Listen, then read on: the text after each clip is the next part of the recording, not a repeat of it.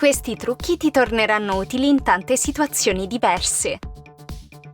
Resta la traccia del sapone? Incastra 2 tappi di bottiglia nella saponetta.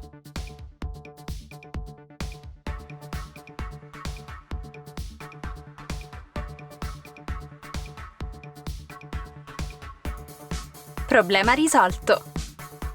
Stai aggiustando qualcosa, ma le dita restano incollate?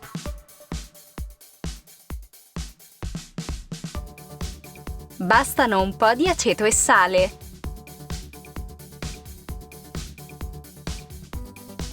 Facile.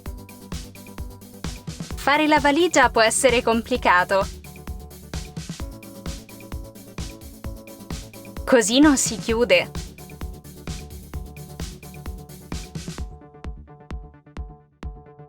Prova a metterla in verticale e a sistemare i vestiti in questo modo.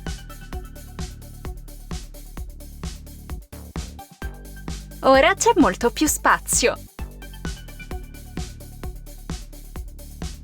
Attenzione agli schizzi. Usa un coperchio, molto più pratico.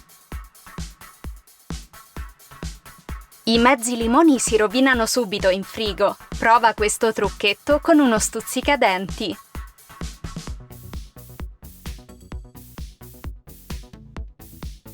Il succo si spremerà facilmente e il limone si conserverà più a lungo. Usa una cannuccia per pulire le fragole in un attimo. Geniale! Guarda quanti moscerini! Basta un tappo di sughero per tenerli lontani.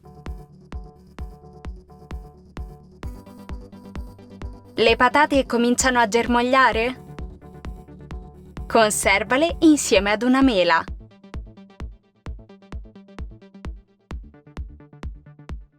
Inibirà la germogliazione.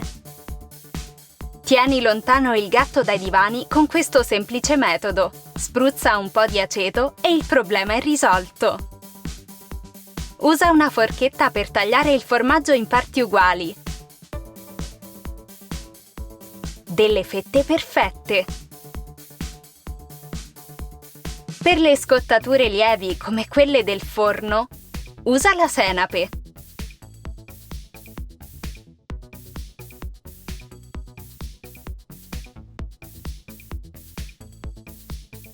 Un sollievo immediato.